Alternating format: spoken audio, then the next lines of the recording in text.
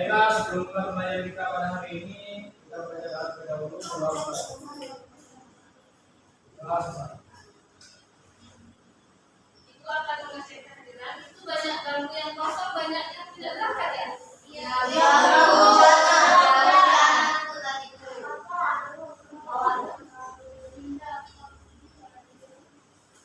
Siapa yang tidak berangkat?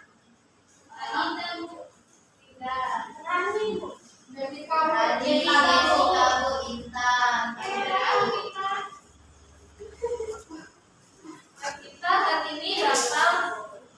Sebelum itu ibu bapak menyampaikan tujuan pembelajaran terlebih dahulu.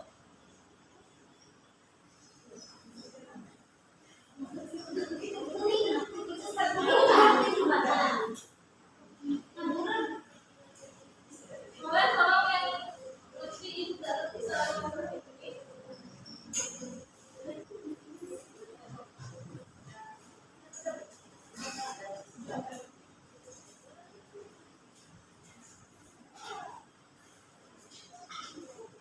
Jadi sebelum memasuki pembelajaran, ibu akan menyampaikan tujuan pembelajaran terlebih dahulu. Tujuan pembelajaran yang bakal kita capai yang pertama yaitu peserta didik setelah mengikuti pembelajaran kali ini dapat mengelompokkan struktur lembaga-lembaga negara menurut Undang-Undang Dasar Negara Republik Indonesia dengan tepat. Yang kedua, setelah berdiskusi kelompok, peserta didik mampu menganalisis fungsi dan kewenangan lembaga-lembaga negara menurut Undang-Undang Dasar Negara Republik Indonesia tahun 1945 dengan benar.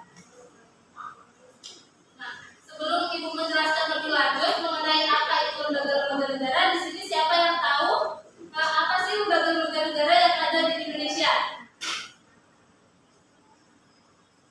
Boleh silakan ya.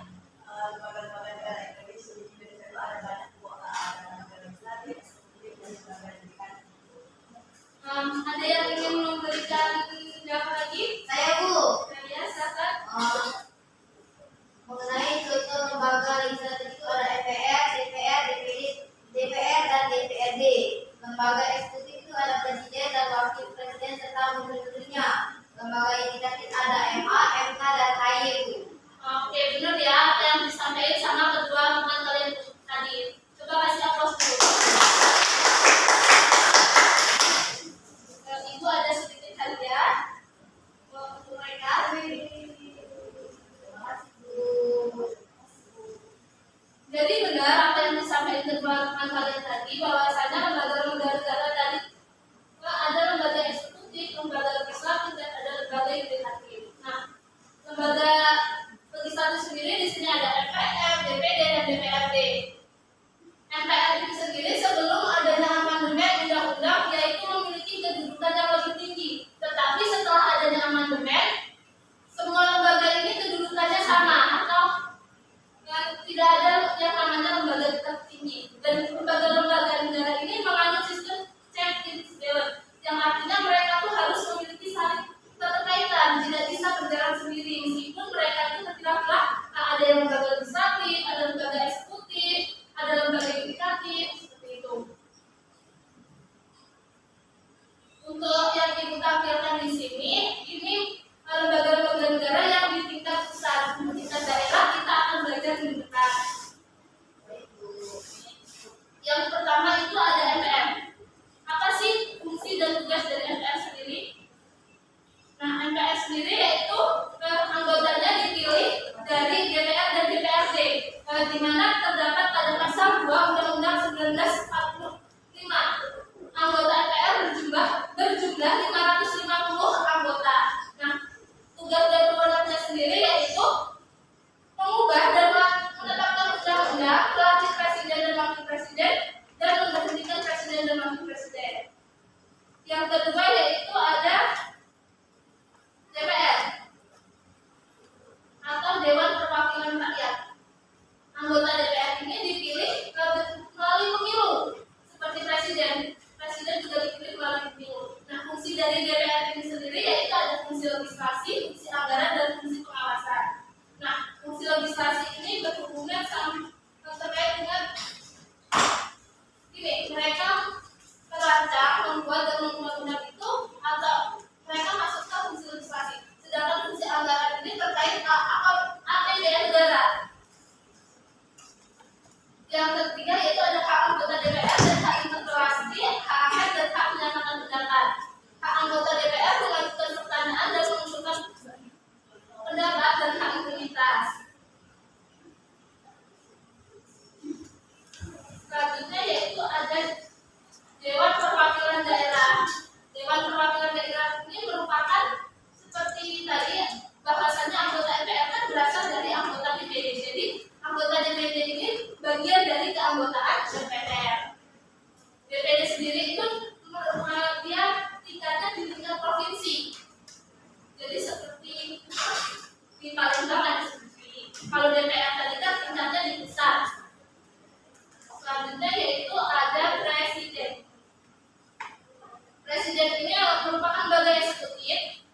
tetapi dia juga memiliki keterkaitan dengan lembaga legislatif karena di sini presiden dipilih langsung oleh rakyat menetapkan peraturan pemegang kekuasaan. Nah, presiden ini memiliki dua fungsi. Yang pertama yaitu fungsi sebagai kepala negara dan fungsi sebagai kepala pemerintahan.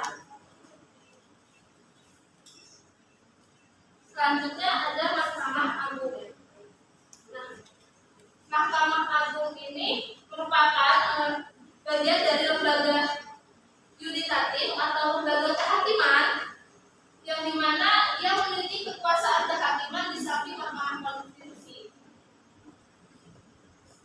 Dan kekuasaan kehakiman ini merdeka untuk menyelenggarakan peradilan guna menegakkan hukum dan keadilan. Yang selanjutnya yaitu ada lembaga Mahkamah Konstitusi atau MK.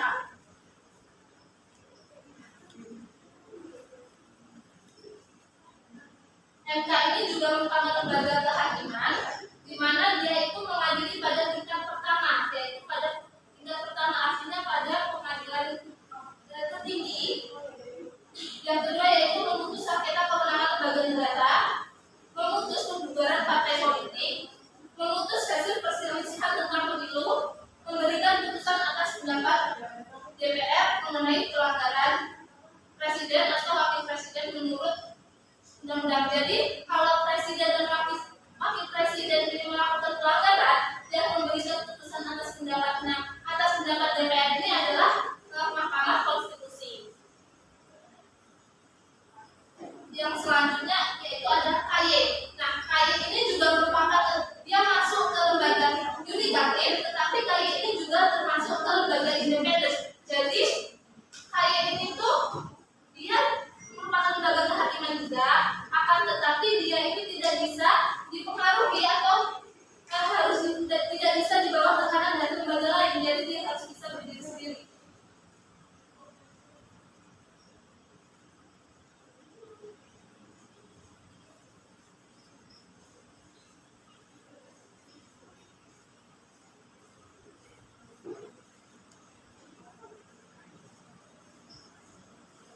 Merupakan lembaga mandiri yang dibentuk presiden atas persetujuan DPR. Nah, dibentuk presiden dan atas persetujuan DPR inilah yang dimaksud namanya tadi prinsip check and balance. Jadi mereka itu meskipun dibentuk satu lembaga tetapi harus juga mendapat persetujuan dari lembaga lain.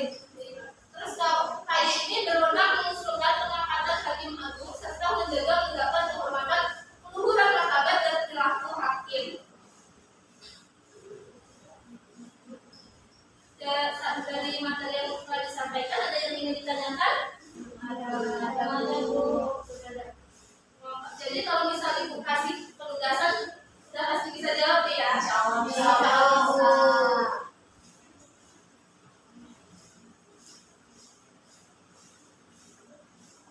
Oke, jadi Ibu kalau kasih penugasan terkait dengan KPD, tapi sebelum itu Ibu Bapak jelasin dulu.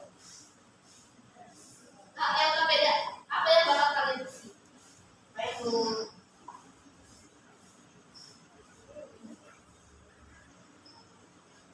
Jadi KPD itu bakal kalian dapat menganalisis dari video yang informasi lain saudara Komisi Pemberantasan Korupsi KPK menahan Sekretaris Mahkamah Agung Hasbi Hasan yang terjerat kasus dugaan suap penanganan perkara di Mahkamah Agung.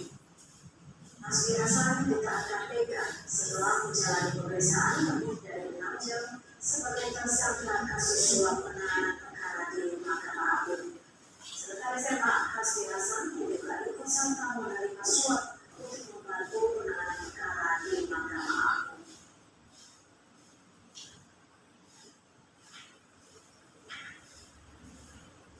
Jadi tadi mengambil video dari YouTube bahwasannya MA, sekretaris MA yaitu Hasbi Hasan ditangkap oleh KPK karena terduga menerima suap korupsi.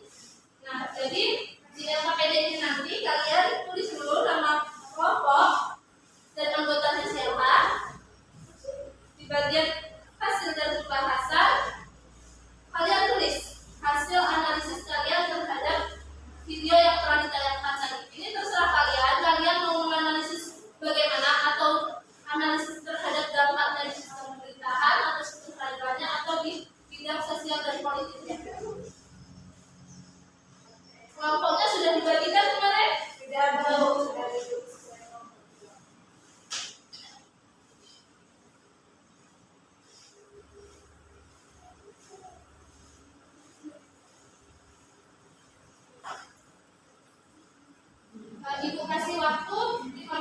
kemudian kalian mengerjakan apa yang sudah diperintahkan. Habis itu kalian presentasikan apa yang hasil analisis kalian.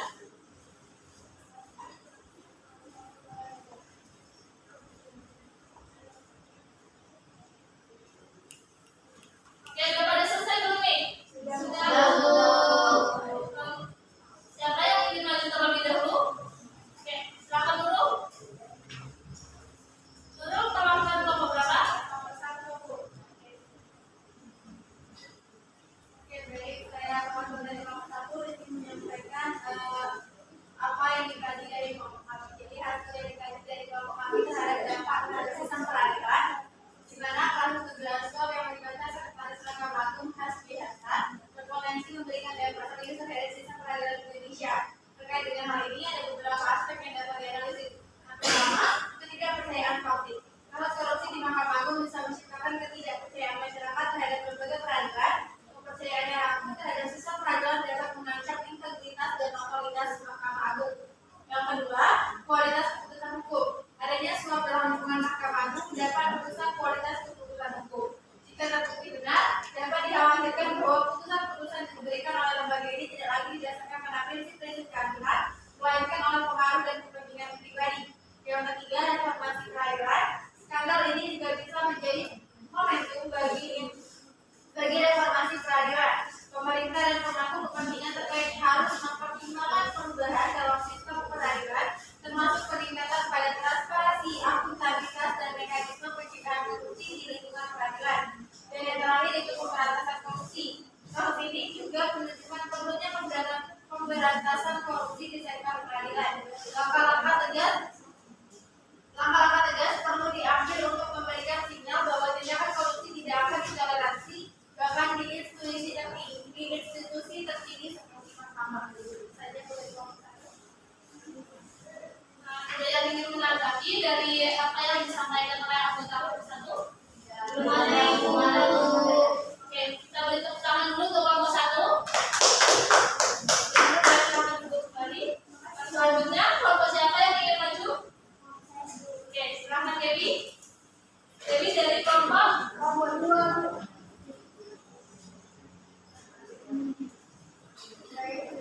Buat kesempatannya, di sini saya ingin menyampaikan hasil kajian bersama kelompok kami ataupun hasil kegiatan yang kami peroleh sebagai berikut. Yang pertama yaitu sebelumnya kami mengkaji analisis implikasi politik dan sosial. Yang pertama yaitu krisis kepercayaan terhadap institusi pemerintah. Skandal korupsi DMA dapat memicu krisis kepercayaan terhadap institusi pemerintahan secara keseluruhan. Masyarakat bisa kehilangan keyakinan terhadap kemampuan pemerintah untuk membatasi korupsi dan menjaga keadilan. Yang kedua yaitu ada tekanan pada pemerintah. Kasus ini mungkin memberikan tekanan pada pemerintah untuk memberikan respons yang tegas dan transparan. Kegagalan dalam menangani kasus ini secara efektif dapat meningkatkan kepuasan masyarakat terhadap pemerintah. Kemudian yang ketiga yaitu dampak terhadap karir politik, di mana yaitu para pejabat publik yang terlibat atau diketahui memiliki keterkaitan dengan kasus ini dapat menanggapi konsekuensi politik yang serius. Karir politik mereka mungkin terancam jika masyarakat menganggap mereka tidak dapat dipercaya atau terlibat dalam praktik korupsi. Lain yaitu yang keempat, peningkatan kesadaran anti korupsi. Nah, kasus ini dapat menjadi pendorong untuk meningkatkan kesadaran anti korupsi di kalangan masyarakat, organisasi masyarakat, sipil dan aktivis anti korupsi dapat menggunakan kasus ini sebagai momentum untuk mendorong reformasi dan peningkatan transparansi dalam pemerintah. Itu saja analisis kelompok 2. Oke, ada yang ingin menanggapi dari apa yang disampaikan oleh anggota kelompok 2? Oke, kita kasih dulu. Jadi yang telah kalian analisis ini semuanya baik ya. Dari kelompok 2 ini menganalisis dari implikasi politik dan sosialnya, sedangkan dari kelompok 1 itu menganalisis dari berdampak terhadap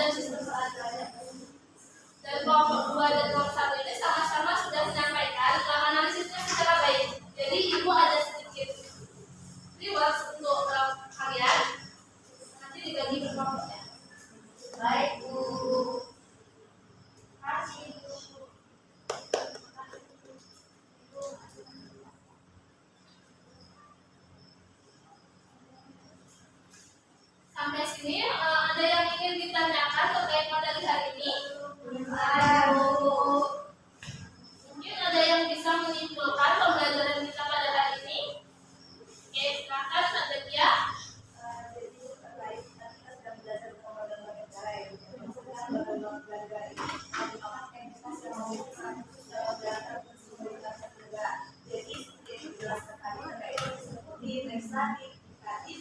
Jadi setiap lembaga itu memiliki tugas dan tanggung jawab sendiri dalam keseimbangan kekuasaan dan melaksanakan pelayanan kepada masyarakat, kesinambungan, koordinasi dan akuntabilitas antar lembaga menjadi kunci dalam menjaga stabilitas dan efektivitas sistem pemerintahan negara.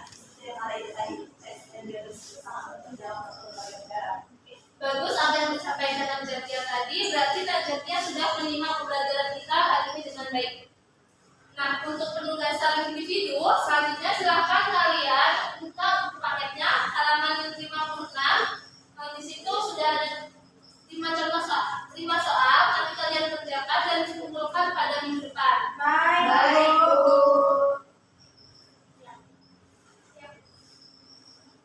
Ya, hubung waktu sudah sangat siang dan sepertinya kalian sudah sangat lapar dan ingin cepat pulang.